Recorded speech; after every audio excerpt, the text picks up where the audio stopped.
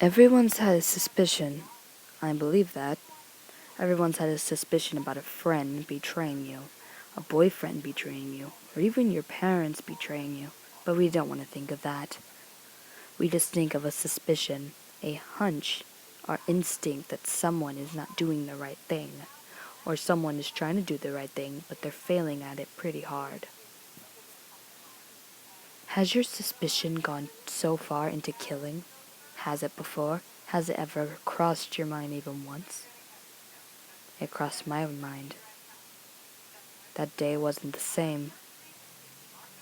It all started in 1979. I was at my house in Yellow Creek. It wasn't the nicest day. It was very gloomy, actually. It was the rainy season. It was April, so what did I expect? Rain. My friend called me on the telephone, which back then was huge. I didn't really understand anything back then. I was just a teenager. I was 15 years old. Yeah, I was kind of boring back in the old days. Don't mention it. Anyway, I called my friend on the phone, or my friend called me, I don't remember, alright. But we called each other. And she was starting to sound nervous. She started to breathe heavily while she was talking to me. She was telling me about her boyfriend, which I thought she did not even need. Because first of all, she's too shy to do anything. And plus, she is way too dumb at times. She could never do math right. She could never do reading the same. It was just because of her life that changed that. But I'm not going to move on to her story. It's my story. May sound selfish, but it's my story. Anyway, me and my friend kept talking over and over. Then I listened to her breathe because we didn't know what to talk about. While I was listening to her breathe heavenly, I heard a whisper other than her breath. It was saying, suspicions.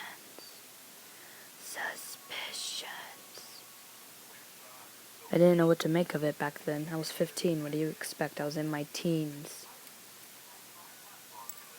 Then I noticed my friend kind of getting low in her voice. Unlike me, she didn't have a low voice. She had a high-pitched voice, kind of like the boys in 8th grade. She kind of made me nervous, too.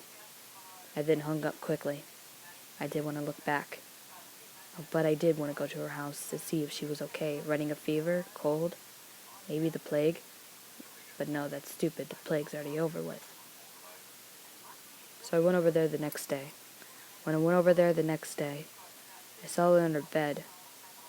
Luckily, it was a Saturday. We didn't have school that day. She had a thermometer in her mouth. The thermometer said 200. I looked at her. Her eyes could barely even open. Her head was hotter. It was hotter than the sun, I swear. It felt like it. It felt like a stove to me on 150 degrees Fahrenheit. She tried to speak to me, but she couldn't speak. She tried to move, but she couldn't move. Then, worst of all, she tried to blink, but she couldn't blink. It was horrible. It was like her whole entire frickin' body was paralyzed. Then I became paralyzed almost. I had my glasses on, had my clothes on, and I was sweating through my clothes, and my eyes were crying through my glasses. I was fogging up my glasses from my breath. I then passed out. Before I knew it, I woke up in a room. I didn't know what to make of it. I was right about my suspicion of my friend doing something wrong. She made a contract with the devil.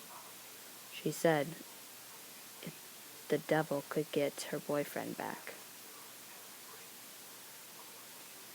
she would sell her soul in 2 years process.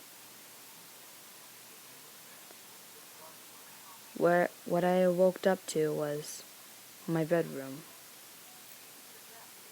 2 years later, my friend died in a terrible accident. An accident involving a robber shooting her in the lung. Back then, we couldn't get her to the medical hospital in time. She suffered so much fraction in her chest. Her heart exploded, her lungs ripped.